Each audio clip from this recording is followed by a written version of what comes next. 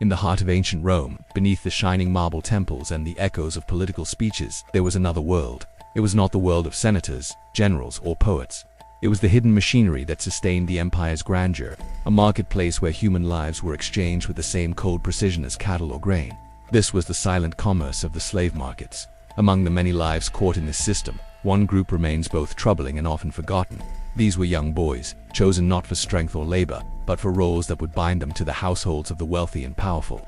They were seen as ornaments, valued for refinement, elegance, and appearance, destined to live close to power yet deprived of any of their own. To the Roman elite, these boys were property no different than furniture or livestock, except that they could speak, obey, and be trained. Public auctions took place in spaces like the Forum Boarium near the Tiber River, where the noise of bargaining echoed through the streets.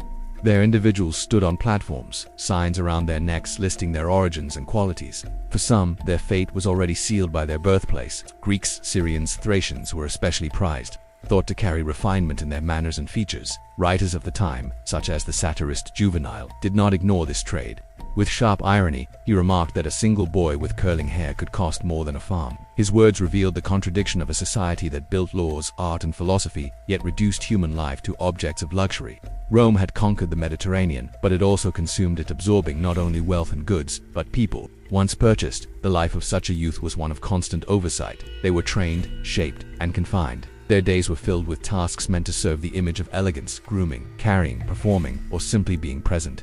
To exist in these households was to become part of a display, a living element of wealth and taste. Behind the walls of palaces, senators and poets gathered, and emperors plotted the affairs of state. Within the same walls, these young slaves moved quietly, ever observed, never free. They inhabited spaces filled with marble, gold, and endless refinement, but their own voices were silenced. Every gesture was regulated, every moment restricted. Their surroundings were opulent, yet their condition was one of total dependence. Rome not only tolerated this system, it made it an institution. The trade in enslaved boys was not hidden. It was accepted as a normal aspect of elite life, woven into the fabric of privilege. To be refined was to possess not only art, land, or libraries, but also living beings whose presence reflected status. And yet, this was only the beginning. For some, the path grew darker still. To be chosen for the imperial household was considered the highest honor, but it was also the greatest loss of self. For in the emperor's domain, ownership was never enough. What was demanded there was absolute control. Within the walls of the imperial palace, the balance between power and control was pushed to its most extreme form. The emperor's household was unlike any other. Here, everything was designed to reflect authority not only through ceremonies, statues, and laws, but through the very people who served him. In this space, young slaves were shaped into symbols. Their presence was not accidental. It was carefully curated to display refinement, discipline, and obedience. The Romans often borrowed customs from the East, even as they criticized them. Among these customs was the employment of eunuchs, figures who became a quiet but significant part of imperial life. Known in Roman sources as spadones, they were enslaved boys or young men whose status was altered, marking them as separate and exclusive. To the Roman elite, their existence symbolized submission and hierarchy, even if many writers describe them as unnatural or foreign. This contradiction reveals much about Rome itself. On one hand, Roman law officially forbade physical alterations, citing the Lex Cornelia. On the other hand, the practice quietly persisted, especially within households close to the throne. Laws were strict for the powerless but flexible for the powerful. What was condemned in theory could be embraced in practice if it suited the desires of those at the top. Historical accounts suggest that some of these enslaved youths were brought from regions such as Cappadocia, Parthia, or Asia Minor, areas long associated with courtly traditions. To the Roman elite, these individuals carried a particular value, one that went beyond labor or beauty. They became instruments of status, reflections of exclusivity, and silent participants in the theater of imperial authority. Life inside the palace was one of constant ritual. Every gesture mattered, every action carried meaning. These boys did not live as ordinary slaves. They were caught in an environment where luxury was overwhelming but personal freedom was absent. They walked through marble corridors and golden halls, yet their lives were entirely scripted by the will of their masters. The contradiction extended further. Publicly, Roman culture valued strength, masculinity, and independence. Privately, however, the imperial court surrounded itself with figures who embodied fragility, elegance, and submission. This paradox reveals the hidden truths of empire. What was praised in speeches was not always what was practiced in the shadows. In this way, the Roman elite turned human beings into symbols of their own dominance. These youths became more than servants. They were representations of control itself. Their very existence reminded the court that the emperor's reach extended everywhere, over conquered provinces, over cities, and even over the most intimate aspects of life. Yet behind this display was silence. For those living within the imperial household, identity was stripped away. They no longer belonged to their families or their homelands. They belonged entirely to the empire. Their roles were carefully crafted, their voices unheard. This was the hidden reality of Rome's grandeur, a world where refinement concealed domination, and luxury was built upon invisible suffering. The empire that celebrated law and order also thrived on contradictions it refused to acknowledge. And within the palace walls, the price of elegance was nothing less than human freedom. The life of an enslaved youth inside Rome's imperial sphere was marked by paradox. On the surface, it seemed like a position of privilege: golden halls, access to emperors, the chance to witness the most powerful figures in the empire at close range. But beneath this glittering facade was a reality of control, confinement, and silence. These boys were visible to all, yet their voices were erased. They were part of the spectacle of Roman power, yet excluded from its rewards. One of the most striking examples comes from the life of Sporus, an enslaved youth drawn into the orbit of Emperor Nero. Ancient sources describe how Nero reshaped Sporus's identity, not out of affection, but as a performance of imperial excess. He was dressed in luxurious garments, paraded before crowds, and placed beside the emperor at public events.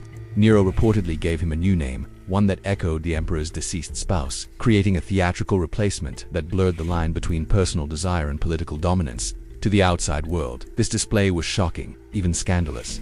But within the palace, it was another demonstration of Rome's contradictions. An emperor who ruled millions could also remake the life of a single enslaved youth into a living symbol of control.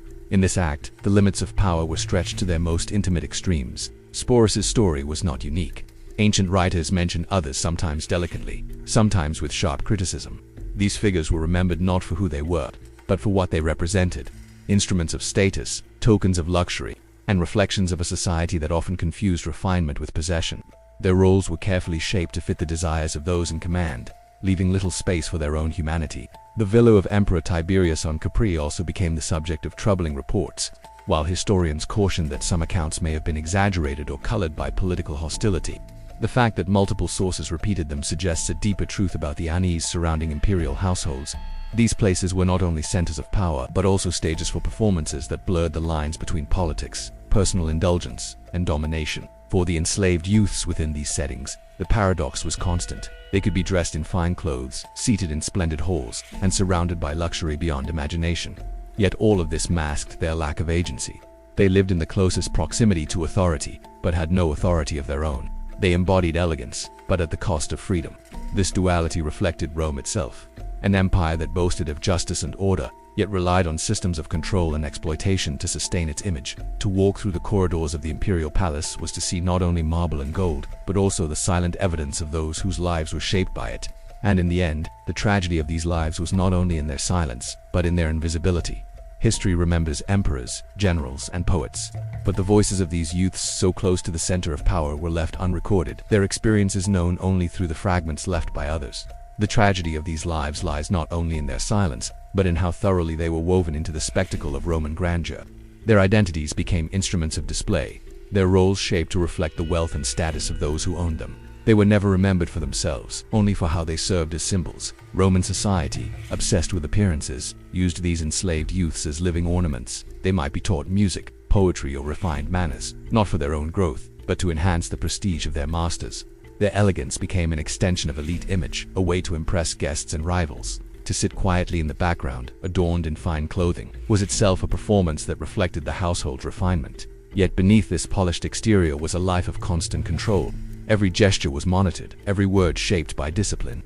Their surroundings may have been filled with marble floors and painted ceilings, but those walls confined rather than liberated. Their value was measured not by who they were, but by how well they could embody an image crafted for them. This paradox did not disturb the Roman elite. In fact, they embraced it.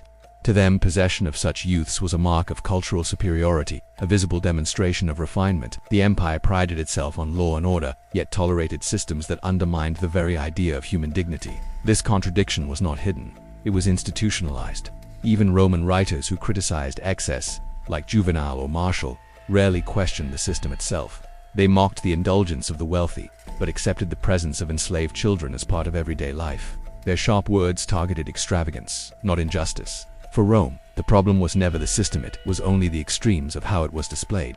Inside the imperial court, this contradiction deepened. Enslaved boys were both invisible and indispensable. They moved silently among senators, poets and emperors, maintaining appearances while never being seen as individuals. They lived in the most visible spaces of the empire, yet their identities were erased. Their lives were testimonies not of freedom, but of how thoroughly power could reshape human existence.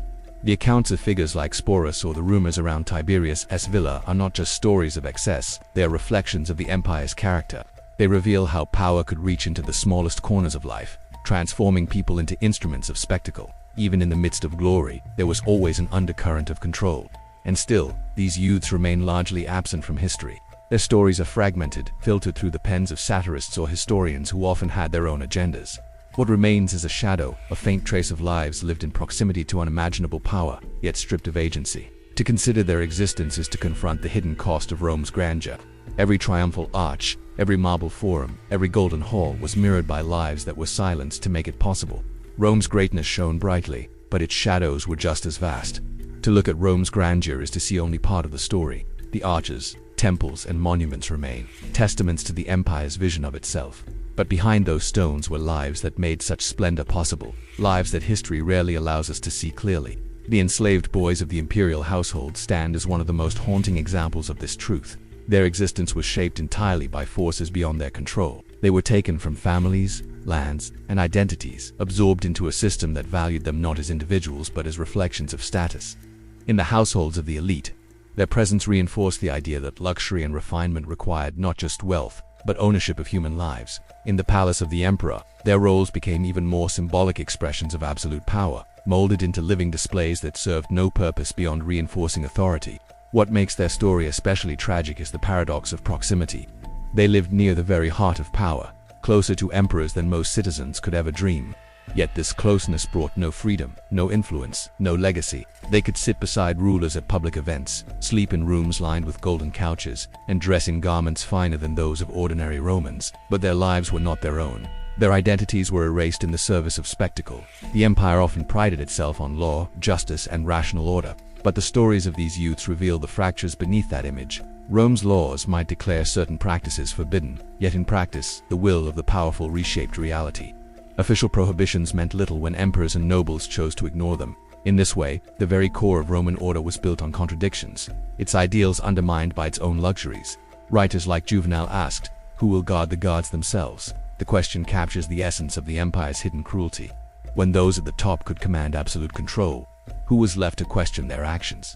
The enslaved had no voice, and the elite had little reason to confront their own contradictions. The system persisted because it was convenient, profitable, and deeply rooted in the culture of power. To remember these forgotten lives is not simply to revisit a dark chapter of history.